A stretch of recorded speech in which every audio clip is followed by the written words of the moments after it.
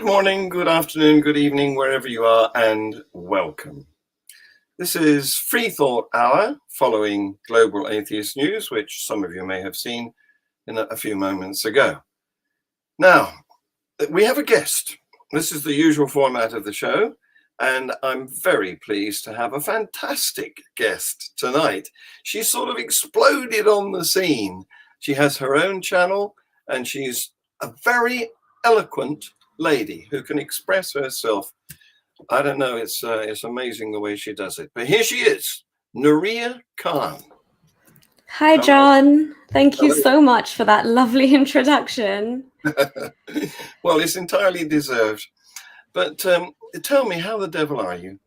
I'm very well, thank you. How are you? Well, as you know, because we had this chat before a couple of times, I've been struggling with COVID. But I can report it's on the last legs. Yes. I've more or less got it beat, because today I had to go to London to attend a meeting because, as you know, I'm the president of Atheism UK. And one of the things that I get invited to is the Secular Education Forum. And it was a very good meeting. I was very pleased to be there and be able to contribute to a wonderful offshoot of the National Secular Society, which is campaigning for all sorts of improvements, because, you know, we have this anachronistic legal situation in the UK. I blame Henry VIII because he instigated it. He took over the job of Pope because he wanted to divorce some women. Yeah, exactly. Since then, we've had an established church, and it's got its tendrils into our schools. And so we have anachronistic laws now, like schools must, this is from the 1944 Education Act, hold an assembly, a daily assembly of a religious nature, and unless they are some other denomination, then it must be Christian, which is, you know, completely out of order in a country which is tested recently as being 51% non-believers. Anyway, I could rant on about this, but the point is that we're doing good work with the Secular Education Forum. Oh, that's amazing. We will be campaigning for all sorts of things like that. Oh, I'm being invaded. Who's this coming into my studio? Can you be very, very quiet? All right. Right, so anyway, this is not meant to be about me. It's about you. So you've had a very interesting story. People love to hear about your journey, because you started out in a Muslim community. I want to hear how that began. Was it just a matter of an accident of birth, as we might say? Or did you really get involved? I mean, have you read the Quran? And then I want to hear how you got out of it, because that's no mean feat. It's an achievement to escape from any religion, but particularly from Islam. So I'm going to full screen you and ask you to tell us your story. Sure. Thank you so much, John. So yeah, as you said, I basically was born into the Islamic faith, as one usually is born into their religion. I'm from a British Pakistani background, and I grew up here in the UK into a Muslim Sunni family. And I was here, and I was schooled here till I was 9 years old before we moved to the Middle East. And during that time, it's actually really interesting that you brought up the school curriculum, because I remember even when I was in primary school here, like every morning we'd have assembly, and we'd recite like those kind of like the Christian songs, or like the Christmas, even like the Lord's Prayer, essentially. Yeah. And some of them were so beautiful. Like it was, I still remember them today. Like I listen to them at Christmas time, because they're honestly so good. But yeah, it was very much reinforced every single morning at assembly. And they would switch it up a bit. Like they'd have a guitar going, and we'd ramp it up. But it was, music is fantastic, isn't it? It doesn't belong to religions, though. Precisely, exactly. Even now, I'm no longer Muslim, but I still listen to music that is meant to be inherently Islamically spiritual. But I just listen to it Mm, for the actual music, mm, and even the beauty of the lyrics, but not attributing it to the God as I used to know and love once upon a time. But yeah, so I did go to school here, and yeah, we had the Lord's Prayer that we sang every morning, and we'd have the what's it called, the play that gets put on every year for reenacting, nativity. like, yeah, the nativity. Every single year we try and get like a better and Yes. better part in that.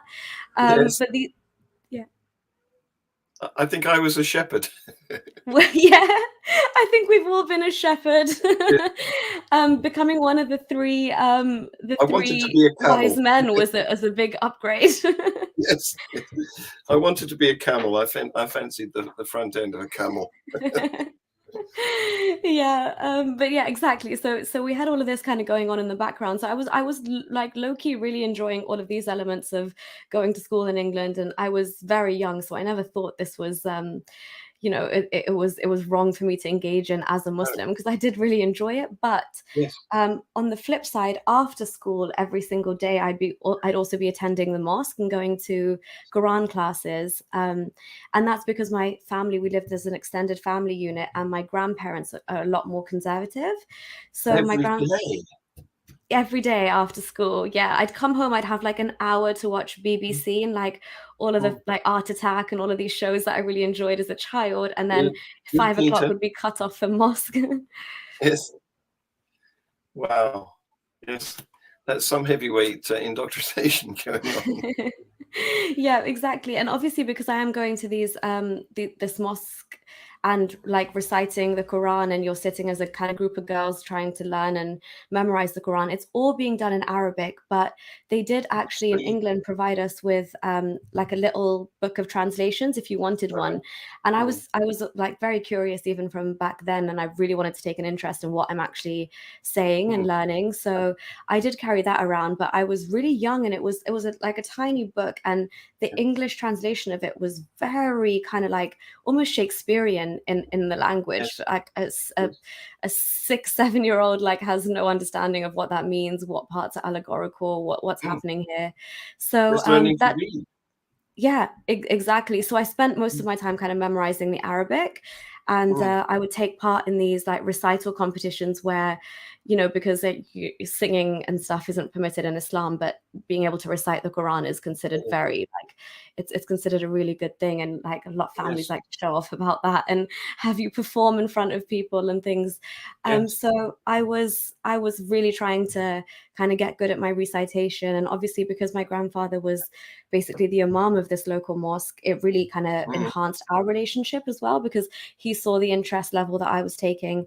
And then at a very young age, I think I was 9 years old, and because of the emphasis of these Quran classes and and then again, like what I was seeing at school, I was like, okay, let me emphasize my Muslim identity, and what do I need to do in order to do that? Well, God tells me I should be wearing the hijab after a certain age. yes.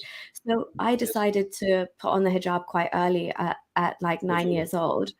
And Well, that's yeah, interesting. Can I interrupt here and sure, sure, tell a sure. little anecdote? Because one of my daughters, we've got them trying to be quiet behind here, but one of them, uh, I think before she moved up to secondary, she had a Mhm. friend who was from a Muslim family, and she met her recently.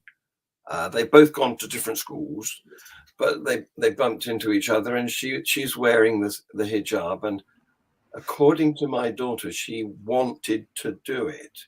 Now I'm thinking, how much of that is an understood want? How much of it is wishing to please the parents? How much of it is even possibly gaslighting, Yeah. where they've been more or less psychologically forced into having to wear it? What do you think about that? Yeah, I mean, honestly, most of the cases I've come across where girls at an age, below, let's say, being actually well into adulthood to understand what it is you're Yes. doing, they have there is always some degree of, if not even pressure, which we can assume in most cases there is pressure, but if not even pressure, there is some level of family unspoken, yet there's an expectation just reinforced by the climate and the culture of the family unit at home. For example, in my case, being shown by the adult women around you. Yeah. So I'm a bit of an anomaly in that sense, because my family, they, like, all the women in my family don't necessarily cover. They would only cover, for example, when they'd hear the call to prayer, or when you have to actually pray and things like that. So this is actually the case for a lot of like, I'd say, moderate Sunni Pakistani families who are quite liberal. Leaning towards the more liberal side anyway, especially the ones based here. You're either very religious in the sense that you wear the hijab all the time, or you're one of those who kind of just leaves the cloth, like a shawl here, and then you'll put it on when you need to. But like you did say, that there's obviously always a level of pressure. I unconsciously did it to please and get closer to my grandfather, but also because of the indoctrination, whether it was happening at home or through the mosque, I felt this was almost obligatory on me and expected, because I did genuinely want to be on the right path. And I assumed that you've got to follow the word of God if you want to get to heaven in the end. And I really wanted to. So it was bizarre for me that I actually put it on, and I didn't get the applause that I thought I would get, and the mashallahs. In fact, I got like more concern that, you're really young. Are you sure you want to make this massive life choice? Yeah, because once you put it on, I think the stigma attached to this is a huge thing as well, I think, because I've got other members of my extended family who do wear hijab, and they chose to do it also at quite a young age, because like you said, there was a huge level of expectation within the family, and it was hard to say no to that, and you kind of feel guilty, and then you put it on. And there's a huge taboo, I think, around girls who decide to wear it and then take it off in terms of the Muslim community. Right. So you've gone from being pure to being corrupted, I suppose. Pretty much. And never have if you've never been wearing it before, that kind of seems, you've kind of maintained a normal trajectory. Whereas if you go from being pious to supposedly being outwardly unpious, that is exactly like you've taken a turn for the worst. Yes, it's no longer compliant. You're a rebel. Exactly. So Sunni Muslims, now it seems to me that they're much more, how should I say it, arranged than the Shia variety. I mean, I'm no expert on this, correct me if I'm wrong, but it seems to me that the Shia variety, or the Ahmadis and some of the other sects, are very much more keen to go into Shia law and to be more fundamentalist, whereas the Sunnis can be a range from very moderate, very liberal. It's a bit like the Christian, even the Anglican Church, where you have high church, which is practically Roman Catholic, or you have low church, where you just go along for the tea and cakes. Yeah. Yeah, no, you're right. I don't know much about the Shia sect at all, because I was always like kept very far away from it. I've just had some friends, but when I did interact with them, we were in Saudi Arabia, where Shias aren't very welcome anyway. So they would be a lot more closed off about exactly what it is that they do believe in. But yeah, even within Sunni Islam, like you said, you can go from being absolutely liberal, kind of maybe having a drink and a gamble once in a while, and still praying to. But again, I think these are all down to like individual personalities and the households you've been raised in. But yeah, Sunni Islam is like obviously one of the biggest sects of Islam, which has within it as well, there's just so many different factions, and then there's factions within factions, and then there's the individual versions of their Sunni Islam. So, well, one of the characteristics of religions, it seems to me, is people don't really like to fit into somebody else's doctrine. They have their own idea of God. They have this personal experience, and so really they all want their own religion, because their God agrees with them and with nobody else. Yeah, exactly. So I interrupted you. You were in the Middle East. Oh, yeah. So Dubai. I think I was, no, I was actually still in the UK, but I'm just about to get to the Middle East because, yeah, so I did start wearing hijab because I wanted to obviously project my identity and kind of, be a good Muslim girl from a young age. I aspired to make it to heaven.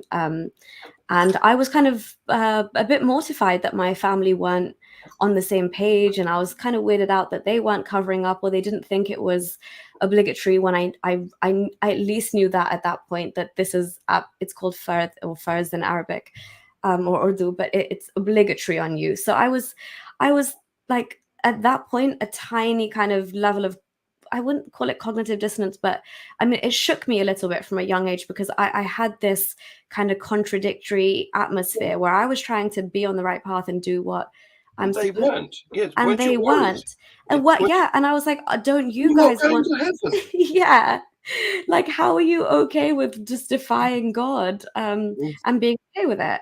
So I didn't Mm, get it. But, and so I wore hijab, and mm, in classes like religious education RE at the time, I did really like represent Islam and the yes. version that I knew it was at the time. So I would demonstrate how to pray, and I would kind of tell people the nicer elements of Islam, the Mhm. fact that we say, killing all of humankind is killing Yes. one person is akin to killing all of humankind. I held on to all of these little bits The that I was fed religion of that was so, peace.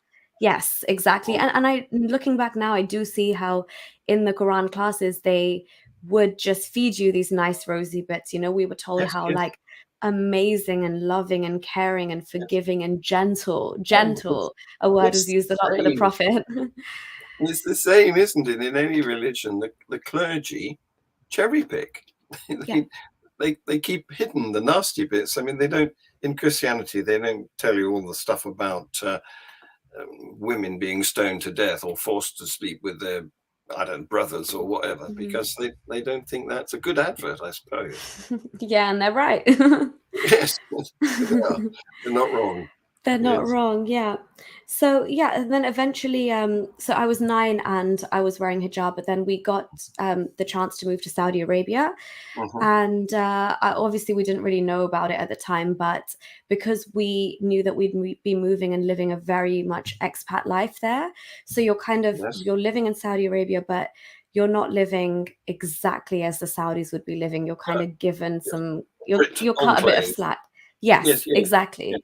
So Mm. you're basically it's almost like you could be living in, well, our actual place of living was modeled off Spain, so it was beautiful in Yes, the way yes, they had set yes, it up, and it was just a whole range of people from across the world whose yes, parents had come to Saudi Arabia to work. So you can imagine yes, the level of like how cosmopolitan it was in nature, and yes. how your Mm. neighbors could be of all faiths and from all over the world.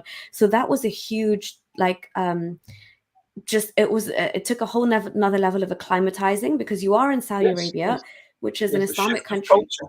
Very much so. Whereas Mm. even growing up in the UK, you can have like these suburban elements where you just grow up with people from the exact similar culture or who have the same beliefs. And, like I could assume safely that 60% of my road were going to the same mosque and hearing the Yes, same things as I was.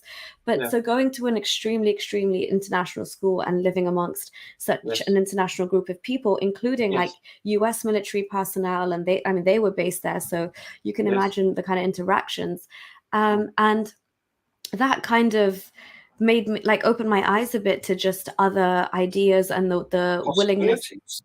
Yeah, Yes. exactly. And also the willingness to tolerate other beliefs and the Mm. pluralistic nature of society, really. Like I Mm. saw it in its full kind of manifestation, whether it was at school or in the compound. Mm. Mm. And so I started like obviously learning about these other religions and like making friends from all over the world. And you just as a natural Yes, consequence of that become more liberal yes, in your yes, thinking. And I didn't also feel the need to wear the hijab any longer, because I got really, really heavily involved in sports, and that yes. became like a heavy focal point of my life. Mm. And also the fact that Saudi Arabia was so Islamic anyway, so I'd have to wear an abaya to and fro school even, and Mm. um, also like any point that you're outside, whether you're going to a mall, whether you're going to meet up with friends, you're going to a restaurant, even within a restaurant, you're wearing an abaya. But Well, if you go with your, For the benefit of my audience, can you Sure. explain an abaya? What's that? It's not a burqa, is it? It's not a It hijab, is it? it's not a burqa and it's not hijab. It's not got a face covering at all. No. Because I was still a teenager, I think up until, you're about 16, 17 in Saudi Arabia, you Yes. can get away with just wearing it's almost like a loose coat, and it's Uh-huh. just like a black covering. So whatever you're wearing underneath is just completely covered by this Right. black almost like cloak thing that you just button up from top to bottom. But Yes. you still also have to have the hijab ready, so it would always be like Right. lurking on our shoulders. A And if hoodie. you saw the Hoodie. yeah, Yes. yeah, the Islamic equivalent of a zip up hoodie, yeah. And Yes. then in Saudi Arabia, we also did have the Mudawwa, which is the Islamic police, who were quite they were quite prolific at that time. Now they've kind of really cut back on the authority that they have had in Saudi Arabia recently. But when I was there, they were still kind of a force to be reckoned with. They were considered higher than the average police. So they could actually, if they were to ever rock up or we would see them from a distance, we'd quickly cover our Yeah. heads Yeah. as well. But up until you're still pretty much a teenager who looks young enough, you can get away with just the abaya. But after a certain age, you definitely have to cover your head Yeah. as well. Well, I'm going to put some comments up in a minute so that. Sure. But it seems to me that the police are like the bogeymen. Yeah, yeah, indeed.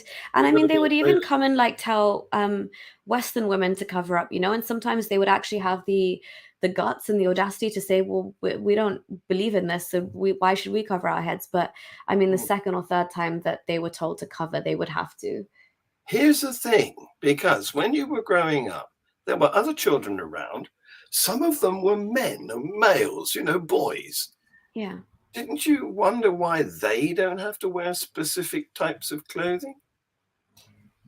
Um, yeah, to be honest, that's a really, really good point. And it's always there in the back of your mind, like really, really like deep in your unconscious somewhere. But as a Muslim, just by way of how divine you consider these commands and God's ideas of what should happen for male and females, it was never a thought you would question. Even if it came to your mind, you'd kind of push it to Yeah, the side and just think, oh, this is just and you do kind of internalize a lot as a Muslim, so you do think that men and women have different roles. yes, yes, Um, yes.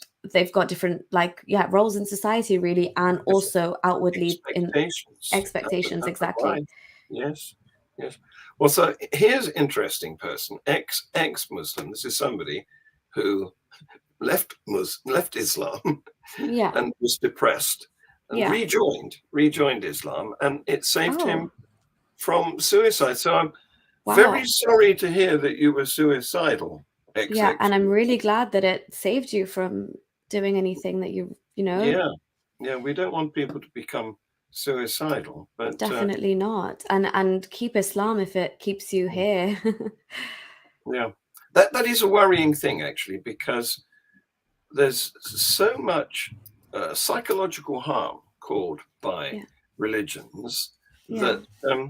that there's actually a condition now. It's akin to PTSD. Yeah. I'm not Um, surprised at all. And I've actually experienced PTSD, or like being diagnosed with PTSD, and I can say, like, retrospectively speaking, I'm sure religion is enough to diagnose that and have that impact for well, sure. there's an organization, Recovering from Religion Foundation, Hmm. that offers counseling for people who have had these psychological difficulties following their indoctrination. And so that's led by Dr. Darrell Ray, who is an excellent fellow. He was a former guest on my show. Oh, nice. So maybe we'll put the link to his organization, which is worldwide now, Oh, for lovely. anybody watching this who is suffering from some sort of condition that's caused by their religious experience. Yeah. And also, obviously, the person who just commented has found Islam again, and if that's what you need to kind of keep you safe and secure and happy and give you hope for life, then we're not here to kind of take or pull anyone or kind of pull the rug from under your feet and tell you how you know, you shouldn't have Islam in your life, because it's very much human nature to want to associate with something bigger than themselves and have like some sort of spiritual connection, if you will, for lack of a better word, but some kind of collective binding that gives you hope for life and brings you meaning and purpose and comfort. And if Islam happens to do that, then I mean that's fine for them. That's absolutely fine. Yeah. We don't want to deprive anybody of their belief system. That's not our business. But we mentioned music, and it seems to me, you said that music and dancing and stuff are not really allowed in Islam. And it seems to me that's a bit of a missed trick, you know, because many other religions make use of music and dancing as a way to engage people. And as you were just saying, we're a social animal. You know, we need connection. We need a tribe to belong to help to give us purpose. But what do you think? How is it that it seems to me that Islam, instead of offering a combination of carrot and stick, you know, like Christianity does. Christianity says, you know, you can come along to our events. They will be entertaining. You know, we will have some of the most recent musical instruments available. And on the other hand, you know, if you don't fit in, we've got these threats, because you will go to hell, and you won't like that. So it's a carrot and a stick. But it seems to me that Islam is mostly stick. Yeah, no, definitely. So Islam is kind of varied within itself, right? Just based on the way that people interpret it differently. So some people, again, it's very different across the board. But then, I mean, the hardcore like literalists and the most extreme forms of interpretation of Islam don't allow for, which again is such a disservice to humanity, because you're not really being a patron of the arts and, you know, culture and music and things like that really spur the human spirit and things like that, which I think are crucial, like you said, to just us as a species and the way we kind of deal with life. But Sufi Islam, for example, the more mystical, esoteric version of Islam, they make a use of a lot more kind of like the drum, the meditative technique, the kind of getting people into a trance. It's called zikr or dhikr in Arabic. And it's the constant like recitation of it's still the Quran and prayers, but like there is the twirling happening at the same time, and various like different sects. I was watching a documentary, and there's like these Islamic sects in Africa, and they've kind of meshed their own African culture with Islam, and so they carry out Islamic practices with a lot of their own tribal music going on in the background, and they've kind of incorporated scripture into it. Yes. Well, there is a lot of that goes on when a new religion comes to a country. It's easier to integrate with the belief system that's already there, precisely, rather than say to the population, "That's all rubbish. You've got to throw that away and take on this," because this is what happened. What happened in the Northern Hemisphere when the Christians got hold of the Roman Empire, and what they did was they took over Saturnalia, the winter festival, turned it into Christmas. And exactly. That's far easier than, you know, converting people from making them look stupid. that sort of point of view is less persuasive. It's like it's easier as well, isn't it? Obviously, if you'll say we'll just take your thing, but we'll change the names. Yes, that's right. Modify it a little bit. So you're not allowed to do the songs, but you can eat the turkey. So to the audience, I've put a notice, a ticker along here saying, please put a Q. If you want to address either of us, Nuriyah or me, I think Nuriyah's the important one today. Oh, she's that side. then please put a Q at the front of your question, because otherwise I can't tell it from all the other comments that are coming in. So that is a good strategy. I might employ that as well, John, if you don't mind. No, it's not patented. Not yet, anyway. You can't. There's no way you can do that. So in Kazakhstan, this is one of my fairly regular viewers. I think he was on last week. and he was asking then about how you sow the seeds of doubt in people's minds. And so he's saying that they're sort of technically Muslim, but nobody's very emphatic about it. Yeah, I've And, actually heard that about Kazakhstan. Yeah. and he's right. The situation is totally similar in the UK, although it's changing now. But throughout the last century, our established church, because we're that oddity amongst the Western nations, we don't have a secular constitution. In fact, we don't really have a written constitution at all. Yeah, exactly. That's another story. Yeah. But the established church, the Church of England, was really just a tea and cakes experience. Nobody needed to believe very much, and not even the clergy needed to believe very much, very fervently. But the latest Archbishop, the Archbishop of Canterbury, Justin Welby, is very much more evangelical than his predecessors. I think he's noticed that during the 20th century, the attendance at church dwindled away to almost nothing. And so he's fighting a rearguard action.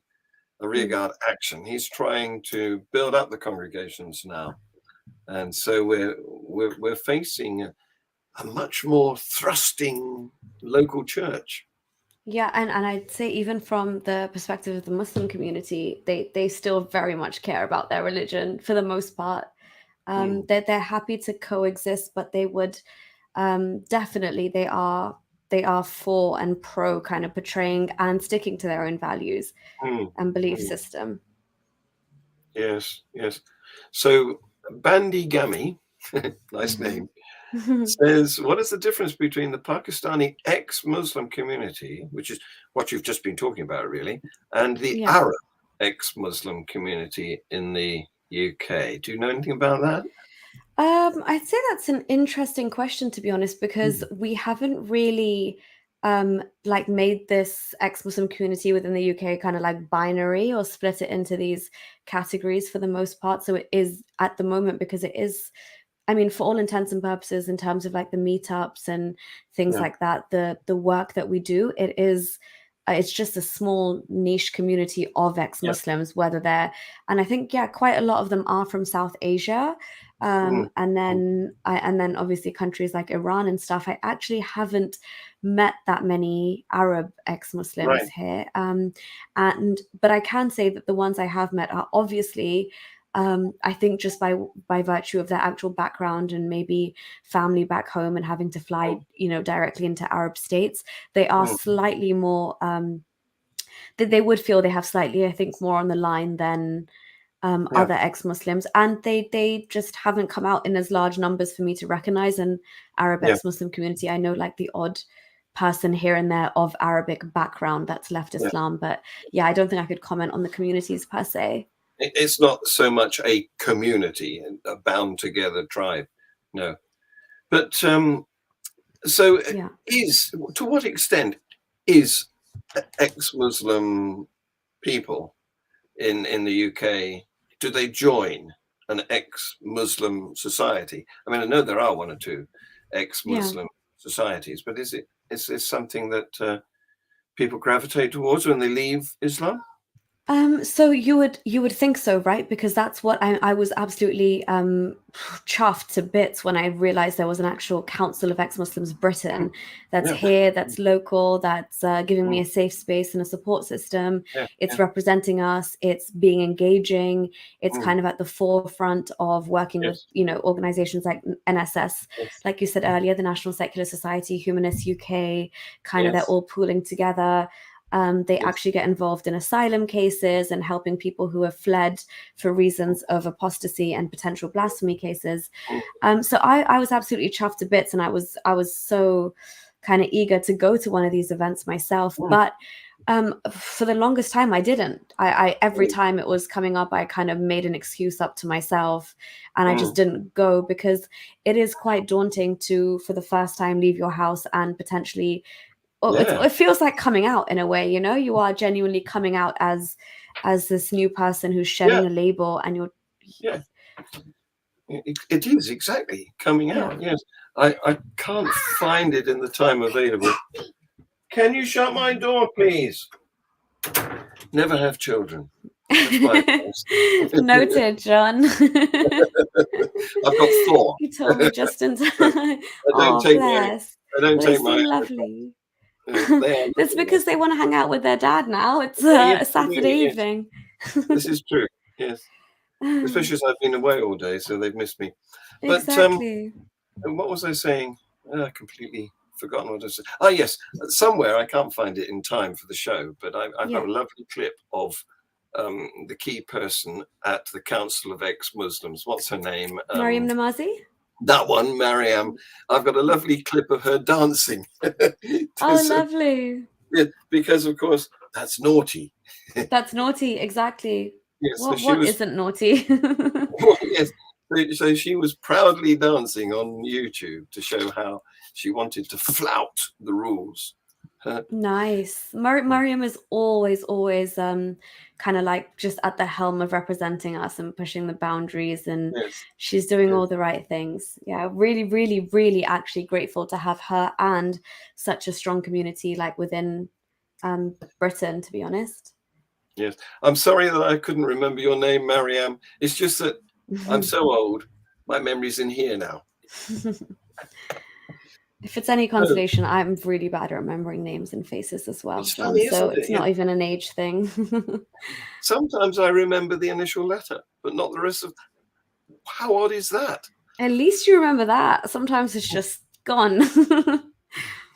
So the Afro-humanist, who is an old sparring companion of mine, and I haven't seen her since New Year's Eve, I don't think, but I'd like to get back in touch, Afro, if I may call you that. So please, maybe you'll put your email, because I lost your email when I moved. For those who don't know, I used to be the publications director of Atheist Alliance International, and I left that role after 4 very lovely years in January, and I've struck out anew, and I'm now the president of Atheism UK. But so I lost your contact details, and I would like, maybe you could put them in private chat for me, or get in touch with me somehow. So we've got more comments coming in.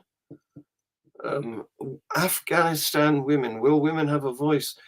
Ooh, well, I keep reporting on the news from Afghanistan, where, in case you haven't seen my Global Atheist News show, it's a half-hour show that goes out on a Saturday night here in the UK at 8 p.m. And most of the reports for the last several weeks have been about the Taliban. It's been very Afghanistan-centered. And yes, we're waiting to see. At the moment, the women who work for the government have been told to stay at home unless they clean the female toilets, because men can't go and do that. Bloody hell. Yes, exactly. Yeah. So what's this? Bandy Gami and his Kyrgyz girl, a Sunni who drank alcohol, and her mother was into shamanism. Yes. More important, I think it belongs to the nationhood than the religion. I think that's definitely a pattern that I see amongst some of these countries, Azerbaijan as well, Kazakhstan. They put stans. the stans, except for Pakistan, unfortunately. But they put their nationality ahead first and foremost, and then being a Muslim second. And even when you do that anyway, it's already a filtered down kind of light version of Islam, because it's not at the forefront of your identity in the same way it is in countries like Pakistan, unfortunately, for the most part. Except you have pockets, don't you? Because Afghanistan and Pakistan can be hosts to ISIS and all the various other branches of fundamentalist Islam. Yeah, exactly. Yeah. What's this one? When a Muslim is offended, they wait and planning to take revenge in a sneaky and discreet manner, not confronting the author. Well, It takes all sorts. Most people don't even know how to read the Quran. Well, I think that's fairly ubiquitous, isn't it? I mean, I apart would from say so. the native Arabic speakers, who knows how to read the Quran? And you're taught to say it in a language that it's gobbledygook. Exactly. It is, because I think that's one of the main reasons as well that people are so happy within the confines of Islam, not knowing what's actually written in the book, is because there is that added barrier of language that really does become a deterrent for people to actually read it. And then even if they do try and read it in their own language, they're always fed that narrative that you'll never understand the true meaning and the true beauty and the true miracle that it is unless you understand the Arabic. But then you are naturally at a disadvantage that is in no way your fault or in your control. So I always did feel that as well. I always kind of, even as a Muslim, I had this feeling that why has God chosen to focus on this specific version of Arabic? Why not in my language if it was this important? Why not in the language of the people who reside in the Amazon rainforest? How are they going to learn classical Arabic and understand God's message? You're damned not to go to heaven just because of how you're brought up speaking a different language. Precisely. And you'd think, wouldn't you, that somebody who can create a deity who can create a universe, it shouldn't be too difficult for them to translate and speak to us in a language that we can understand. Not at all. Yeah. So here's an interesting question. I was going to ask you this. Do you get shunned? Yeah, so essentially after I didn't even mean to kind of like come out to my family or rock the boat at home. Like I when I found an outlet online, I thought it would be okay for me to kind of just go through this by myself. But clearly when you are having these thoughts, there are some things that you want to voice and you can't hold back. So I think I tweeted something and my dad saw it, and then he asked me if I was an ex-Muslim. And again, like that's not even a label that I love to carry around. It's not one I use or identify with as much. Like I just call myself a humanist now.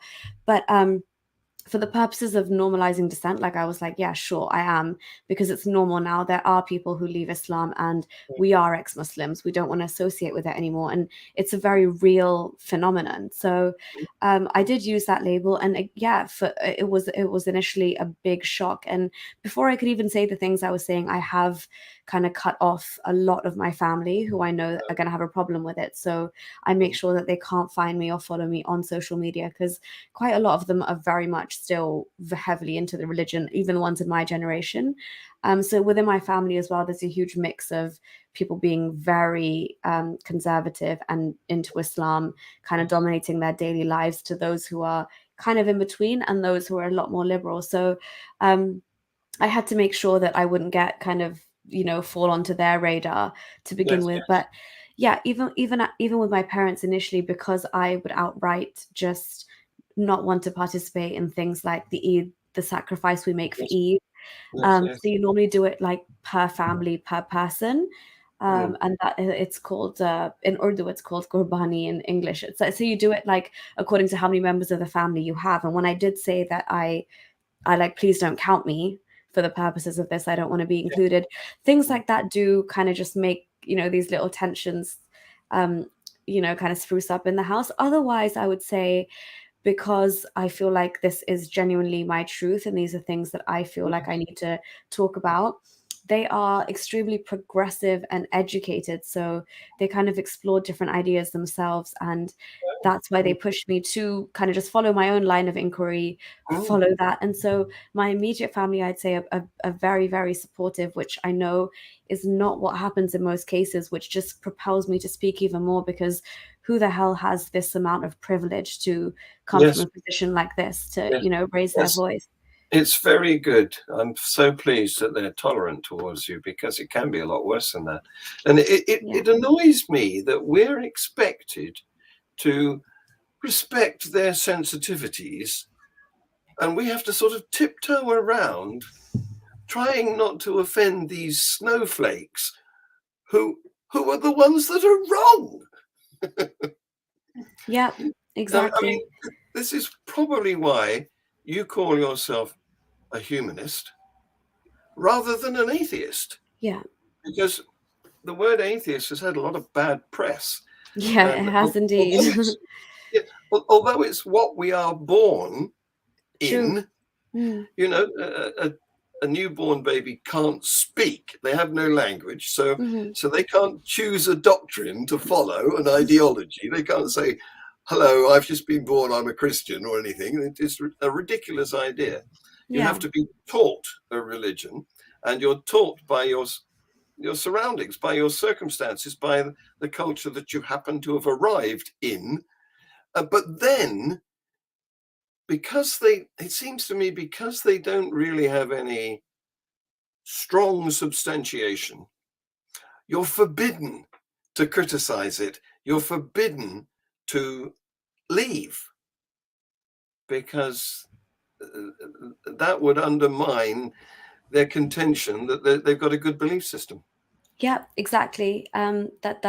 That's precisely how it is. And because especially I think I don't know, I mean, it's because Islam is so totalitarian, but because it's so on a whole nother level, I would say, because Islam hasn't gone through a reformation, it is a massive thing to consider.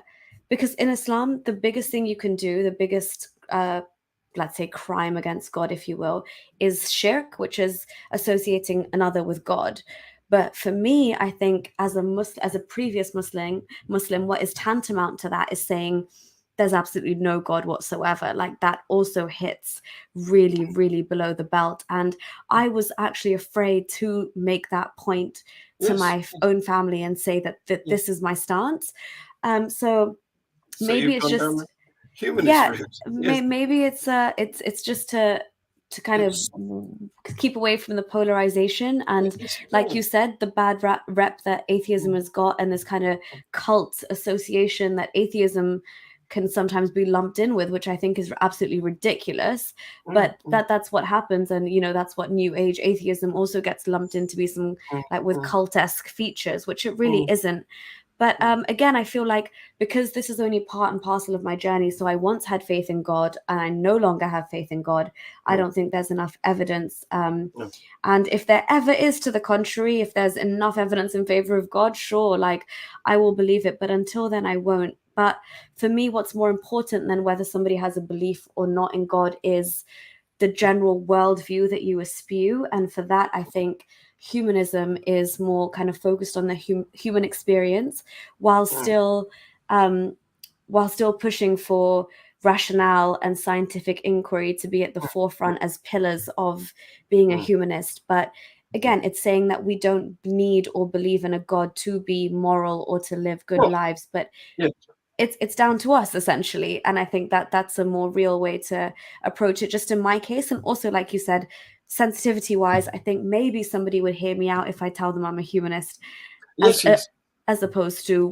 listen, I'm going to start on like the polar opposite of what you believe in. The way atheism has been propagandized, it's supposed to be, in the minds of these people, it's supposed to be immoral, it's supposed to be purposeless, it's supposed to be God-hating. None of those things is true, but they regard it as a sort of poke in the eye. If you say you're an atheist, it's saying in their minds, I'm right and you're stupid.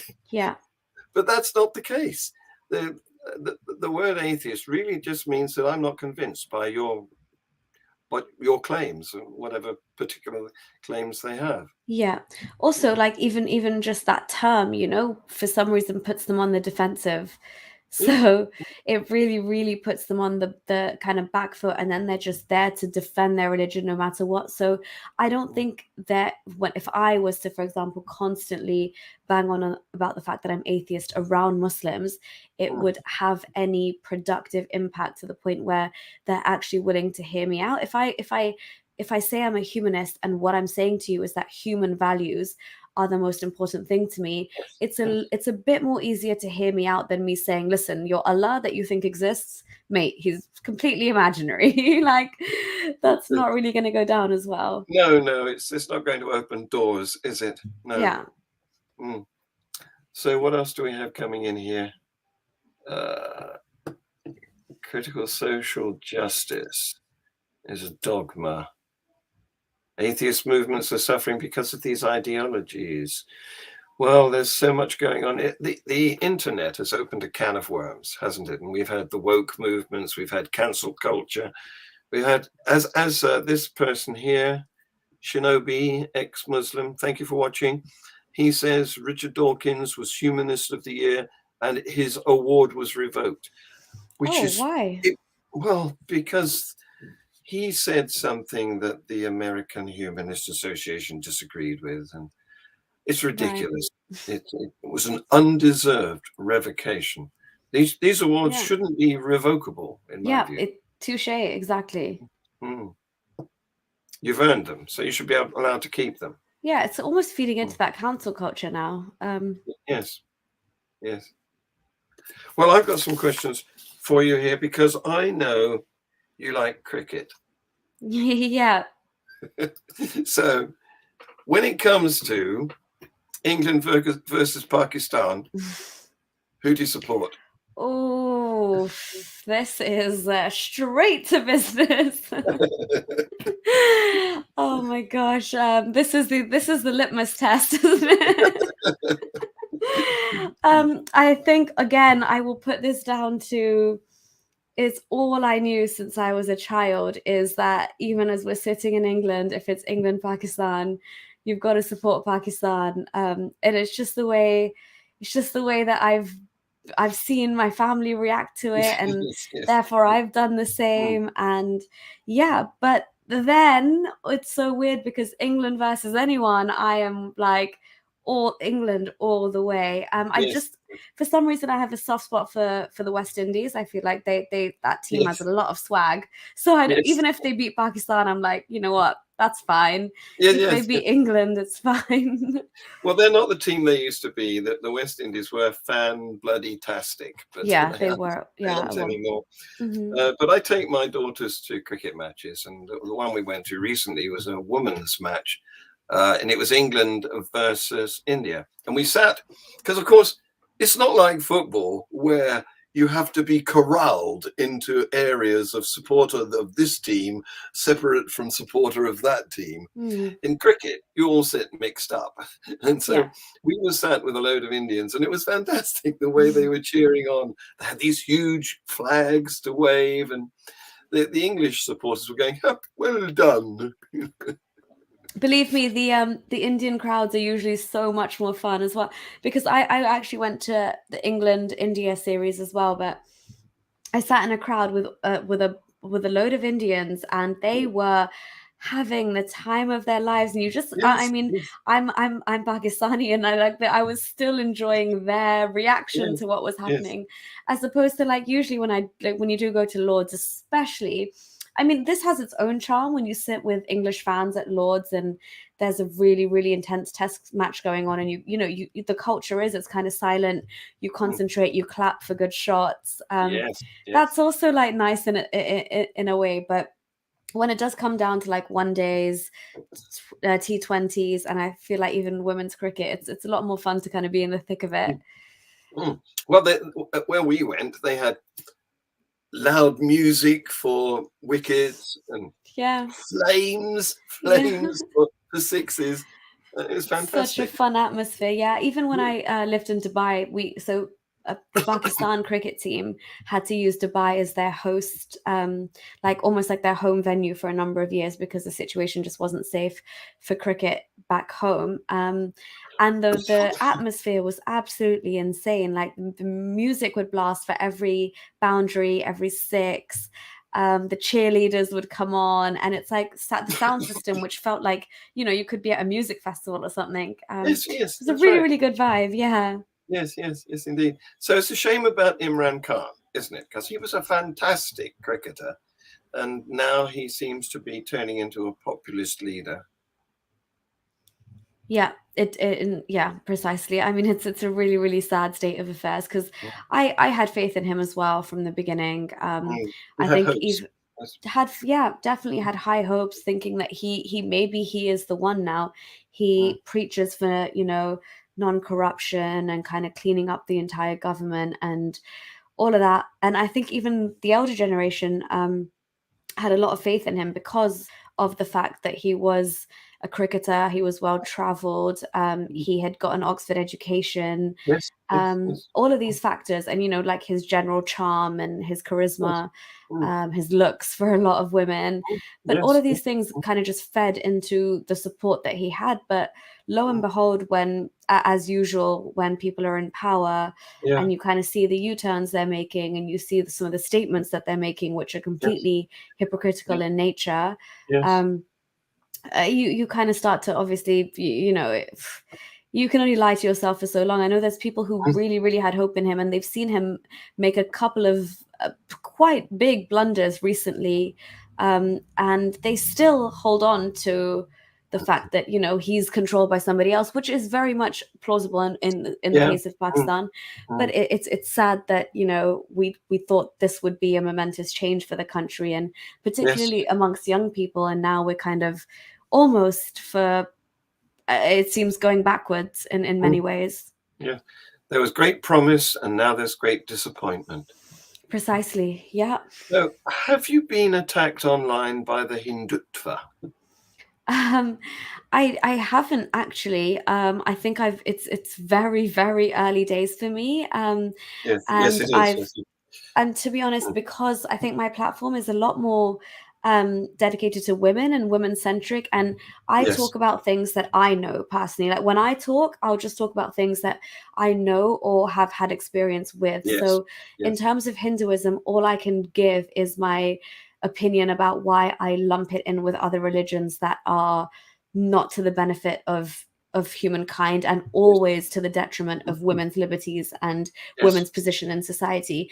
But I haven't explicitly attacked Hinduism as a dogma or ideology, just because I don't feel qualified enough to attack it. Like, I know there's certain practices in it which definitely are degrading to women and which are clearly misogynistic in nature, and I can call them out, but I'm not in a place where I feel I'm qualified to talk about the ins and out of Hinduism. I will tell you categorically I don't believe in it, but I think because I haven't kind of like pushed those buttons yet, that they haven't really come after me, I'm still probably in their good books for a while. But then again, I do kind of do a lot of the like conversations I have with other people where they do, they include talking about what their views are against the Hindutva, and so they could easily lump me in with that for sure, and that's fine, because it will come out at some point. The Hindus used to be quite a sort of low-key, tolerant sort of religion, but now with what's it, Narendra Modi, he's sort of empowered them, hasn't he? So they're now getting quite stroppy. Yeah. Not different from a lot of these other far-right movements. It's kind of scary. Yeah. So you're right. You've only exploded onto the scene in the last few months, but people, that's her channel, Holy Humanist. So please go and visit her channel. Thank you, John. I really appreciate it.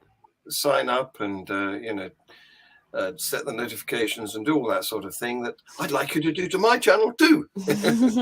Please. Yes, just join in, and thank you very much for all the contributions we've enjoyed from our audience tonight. And yes, thank you, Afro-Humanist, for subscribing. I don't know whether you meant to Holy Humanist or to my channel, which is FreeThought Hour or FreeThought Productions. That's what you're watching right now. I hope it's for both, Afro-Humanist, but thank you so much. And I saw the earlier compliment as well. Thank you very much. I really appreciate it. We have a lovely audience, don't we? Yes. Yeah, indeed.